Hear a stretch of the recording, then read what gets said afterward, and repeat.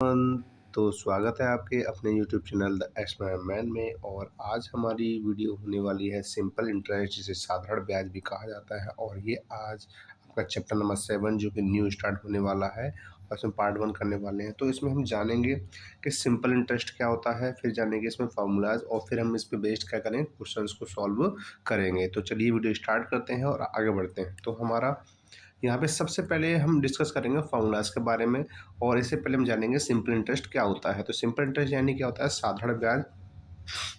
तो इसमें क्या होता है, एक चीज़ होती है इसमें मूलधन। क्या होती है, मूलधन होता है। मूलधन क्या है, आप किसी से उधार ले रहे हो, आप किसी से उधार ले रहे हो या आप किसी को दे रहे हो, या बैंक से आपने लिया है पैसा, तो ये होता है आपका मूलधन। यानी मुख्य जो धन होता है उसे मूलधन कहा जाता है। फिर इसके बाद होता है दर, यानी कि जो पैसा दिया जा रहा है वो किस दर पे, किस रेट पे दिया जा रहा है, ठीक है। और इसके बाद होता है हमारा समय। अब क्योंकि पैसा देंगे तो ऐसा तो है नहीं कि हमेशा के लिए दे देंगे, हम कुछ समय के लिए देंगे जिससे कि वो इंसान, सामने वाला, वापस कर सके, ठीक है ना। तो इसके साथ ही हम क्या कहें, मूलधन को हम क्या कहते हैं, मूलधन को हम कहते हैं प्रिंसिपल। क्या कहते हैं, प्रिंसिपल कहते हैं, ठीक है ना। इसके बाद हम दर, दर को क्या कहा जाता है, दर को कहा जाता है रेट। क्या कहा जाता है, रेट, जो हमेशा कैसे रहती है, परसेंटेज में रहती है। इसके साथ ही समय होता है, समय को क्या बोला जाता है, टाइम बोला जाता है। क्या बोला जाता है, टाइम। तो इन तीन फैक्टर्स पर ही हमारा पूरा जो चैप्टर है सिंपल इंटरेस्ट का, यानी साधारण ब्याज का, वही क्या होता है आपका प्रिंसिपल ऐसा ही निकालना होता है हमें। इन तीन फैक्टर पर डिपेंड करता है। तो सबसे पहले हम बात करें, प्रिंसिपल को पी से रिप्रेजेंट करते हैं, प्रिंसिपल को पी से रिप्रेजेंट करते हैं, और इसके साथ रेट को आर से रिप्रेजेंट करते हैं, और टाइम को करते हैं टी से रिप्रेजेंट, ठीक है ना। तो क्योंकि आर हमेशा, यानी रेट हमेशा किस में रहता है, परसेंटेज में रहता है। तो हमेशा यहाँ पे जब भी एस आई निकालने की बात आती है, तो ऐसा निकालने के लिए सिंपल सा फॉर्मूला होता है, principal multiply rate multiply time upon में 100। अब 100 क्यों आया, क्योंकि हमारा जो रेट था वो किस में था, वो परसेंटेज में था। परसेंटेज हटाने के लिए हम क्या करते हैं, 100 से डिवाइड करते हैं। तो ये हो गया हमारा एस आई का फॉर्मूला। इसी से हम अलग अलग क्वेश्चंस को सॉल्व करेंगे। जैसे कि अगर हमें रेट निकालना है, क्या निकालना है, रेट निकालना है, तो हम क्या करेंगे, एस आई में हम मल्टीप्लाई करेंगे 100 से, और क्या कर देंगे, पी टी से डिवाइड कर देंगे। पी यानी कि प्रिंसिपल और टी यानी कि टाइम। तो इस तरीके से हम क्वेश्चंस को निकाल सकते हैं। जैसे कि चाहे रेट निकालना हो, और चाहे हमें उसमें टाइम निकालना हो, और चाहे हमें वहाँ पे क्या निकालना हो, प्रिंसिपल निकालना हो, ठीक है ना। तो इन्हीं सिर्फ एक फॉर्मूले से हम यहाँ पे क्वेश्चन को सॉल्व कर सकते हैं। तो चलिए आगे बढ़ते हैं। आई होप कि आपको यहाँ पे ये सारे के सारे जो फॉर्मूले हैं, दो दो एक मैक्सिम का जो मेन फार्मूला है वो तो एक ही है। तो इसके बाद हम जो क्वेश्चन करेंगे तो उस पर डिपेंड जो भी कंडीशंस आएंगे हम आपको बताते चलेंगे। तो हमारा इसमें पहला जो क्वेश्चन दिया गया है वो क्वेश्चन क्या है, Subhash deposited 10,000 rupees at simple interest for 2 years. Subhash ने 10,000 रुपये डिपॉजिट किए हैं एक सिंपल इंटरेस्ट पर 2 साल के लिए। और जो सिंपल इंटरेस्ट है, यानी इंटरेस्ट जो लिया है वो 2% का मिलेगा, ठीक है। तो बताइए उसे 2 साल बाद कितने पैसे मिलेंगे। जैसे कि आपको पता है कि मैंने कहा था मूलधन यानी कि प्रिंसिपल कितना है उसका, 10,000 रुपीज़ है। सुभाष ने 10,000 रुपये जमा किए हैं। वहीं उसका जो टाइम है वो टाइम कितना है, 2 साल का है। कितने का है, 2 साल का। और रेट क्या है, रेट आपकी दी गई है 2% की। कितनी दी गई है, 2% की दी गई है। तो हम यहाँ पे फॉर्मूला क्या लगाएंगे, फॉर्मूला हमने यहाँ पे लगाएंगे S I equal to P R T upon में 100। अब प्रिंसिपल क्या है, प्रिंसिपल है 10,000। कितना है, 10,000 है।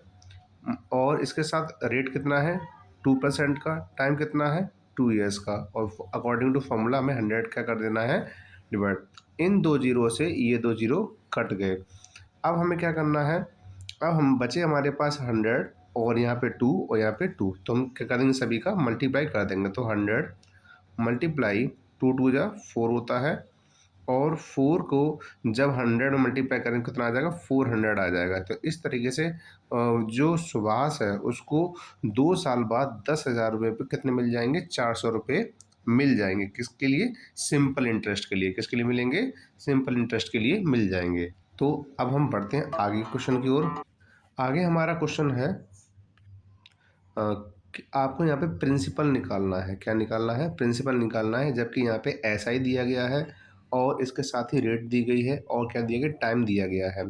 तो हमें प्रिंसिपल निकालने के लिए जैसे कि आपको एक सिंपल सा फॉर्मूला मैंने बताया था कि एसआई अगर निकालना होता तो हम क्या करते हैं? पी आर टी अपॉन में 100 कर देते हैं। लेकिन वहीं हमें अगर प्रिंसिपल निकालना हो तो हम क्या करेंगे? प्रिंसिपल निकालने के लिए एसआई में हम क्या करेंगे? 100 से मल्टीप्लाई करेंगे और यहाँ पे क्या कर देंगे? आर टी से डिवाइड कर देंगे। तो अब हम यहाँ पे पहले क्वेश्चन के लिए हम यही काम करते हैं। तो पहले क्वेश्चन के लिए हम क्या करें?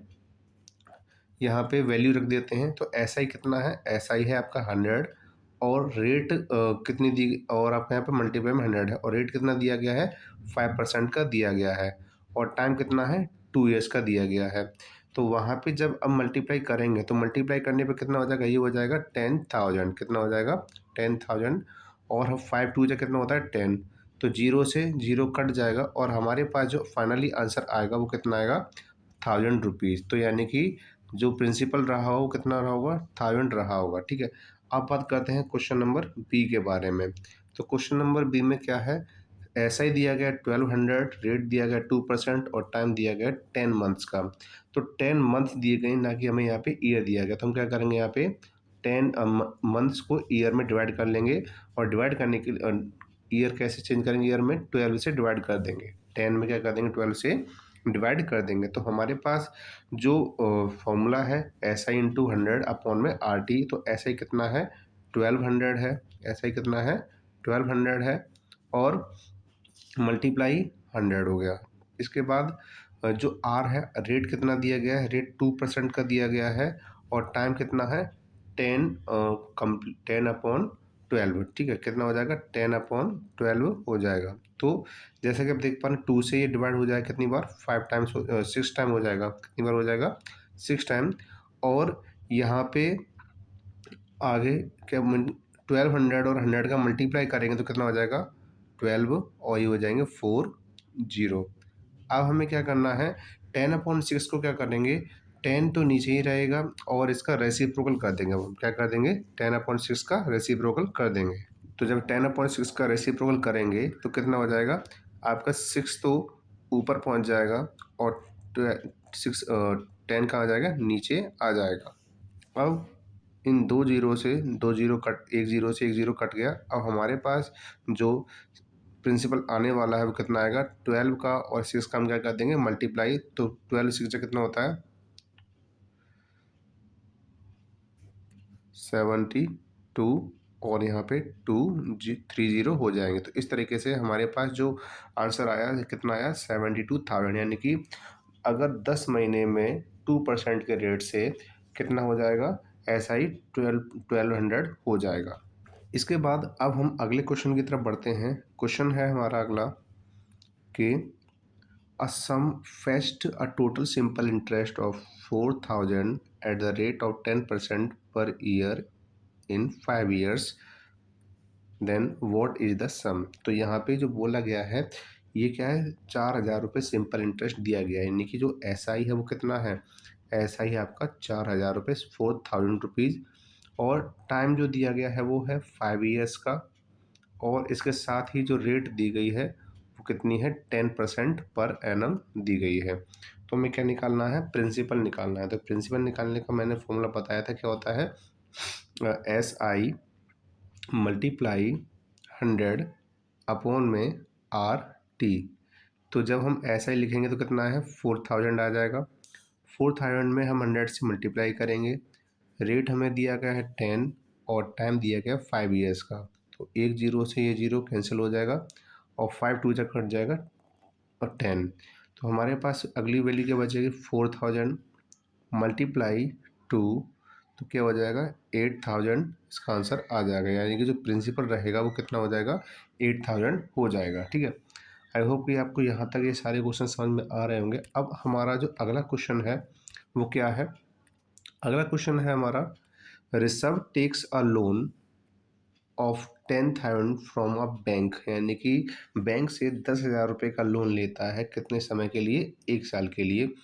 The rate is 10% per annum find the interest and amount has to pay at the end of the year. तो बताना है कि 1 साल के बाद उसे कितना इंटरेस्ट पे करना पड़ेगा और टोटल अमाउंट उसे कितना पे करना पड़ेगा। तो यहाँ पे जो प्रिंसिपल दिया गया है वो है 10,000। कितना दिया गया है? 10,000।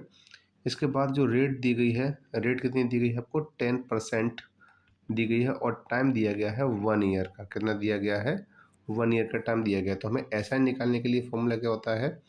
वही PRT अपॉन में 100, और हम जब वैल्यू लिखेंगे तो कितना आ जाएगा? 10,000 मल्टीप्लाई रेट 10% और 1 ईयर का।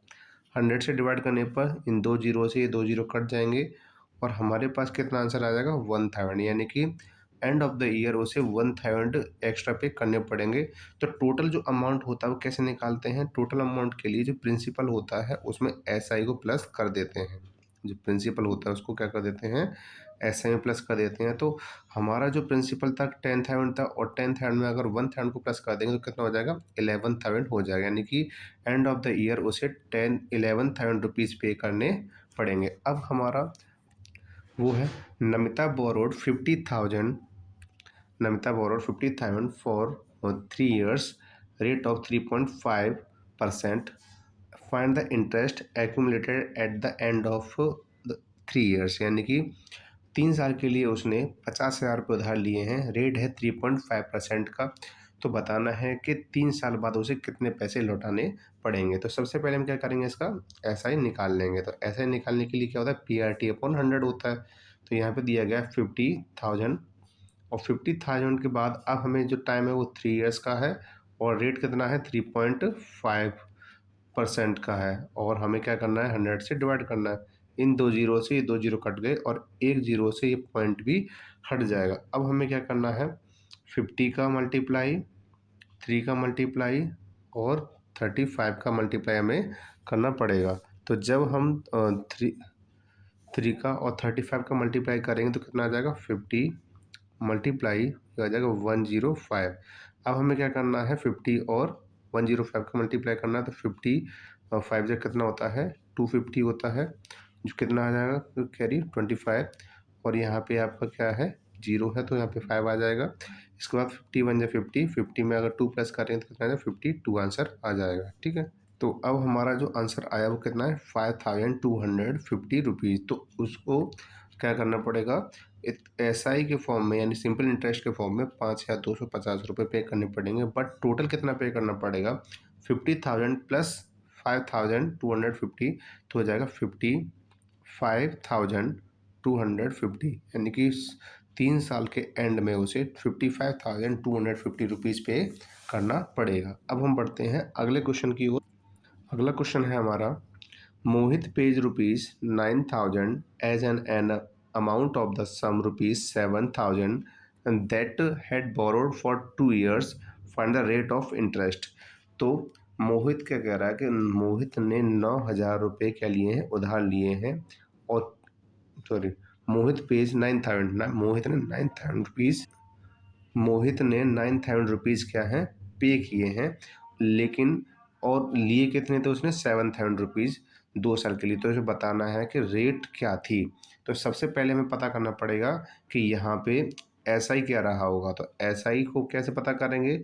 जब अमाउंट में से जब हम क्या करेंगे? प्रिंसिपल को माइनस कर देंगे तो हमारे पास आंसर आएगा 2,000। यानी कि 2,000 का SI बनाते हैं, सिंपल इंटरेस्ट रहा होगा।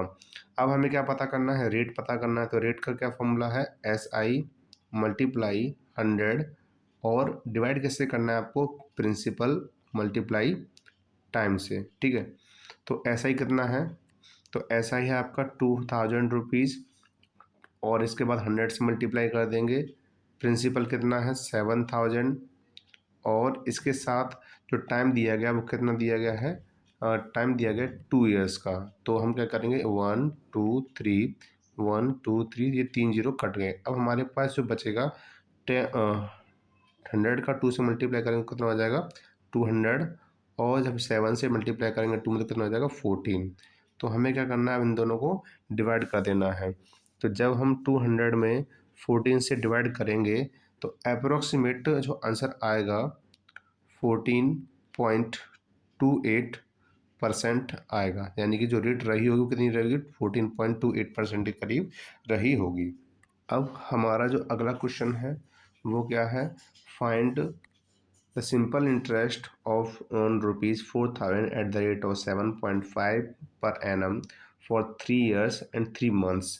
तो हमें ये क्वेश्चन करना है, लेकिन ये क्वेश्चन आपको करना है, मैं सिर्फ आपको ईयर को बता दे रहा हूँ किस तरीके से कन्वर्ट कर सकते हैं। तो पहला दिया गया 3 साल, दूसरा दिया गया 3 महीने, और हम जब भी महीने को ईयर में चेंज करते हैं तो 12 से डिवाइड कर देते हैं। तो 3 1 जा 3, 3 4 जा 12।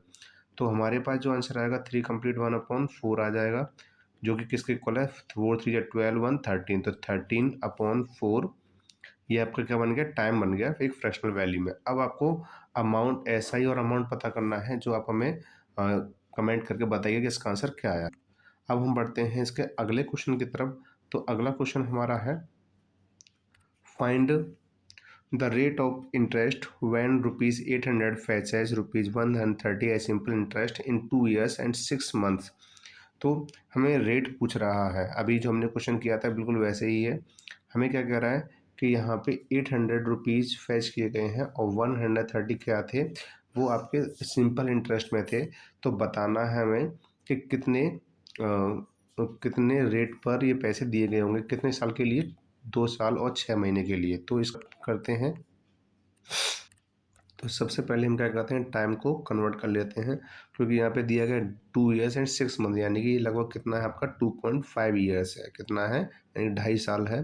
तो अब हमें क्या निकालना है, रेट निकालना है। और रेट का फॉर्मूला क्या होता है, रेट का फॉर्मूला होता है SI × 100, और अपॉन में कितना होता है आपका प्रिंसिपल × टाइम। तो SI कितना है, 130 है, और आपका 100 से मल्टीप्लाई कर दिया। इसके बाद जो प्रिंसिपल है वो कितना है, 800 है, और इसके साथ ही जो टाइम दिया है वो कितना है, 2.5 ईयर्स का है। तो यहाँ से पॉइंट हटाएंगे और यहाँ जीरो लगाएंगे, तो इन दो जीरो से ये दो जीरो कैंसिल हो गए। अब हम क्या करेंगे, ये हो जाएगा 13 मल्टीप्लाई, एक जीरो इधर आ गया तो 100 हो जाएगा, और हम क्या करेंगे 8 मल्टीप्लाई 25। तो 25 से जब इसे डिवाइड करेंगे कितनी में चला जाएगा, 4 टाइम चला जाएगा, और 4 से जब इसे डिवाइड करेंगे चला जाएगा 2 टाइम्स। तो अब हमारे पास जो फाइनल आंसर आने के लिए है वो क्या है, 2 से डिवाइड करना है हमें, किसमें, 13 में। तो 2 से जब डिवाइड करोगे तो कितना आ जाएगा आपका, 6.5% आ जाएगा, यानी कि रेट कितनी है आपकी, 6.5% की है। तो आप मिलते हैं अब नेक्स्ट वीडियो में, और इसके साथ ही हम और भी सारे क्वेश्चन सॉल्व करेंगे जो हमारे सिंपल इंटरेस्ट पर ही बेस्ड होंगे। तो मिलते हैं नेक्स्ट वीडियो में।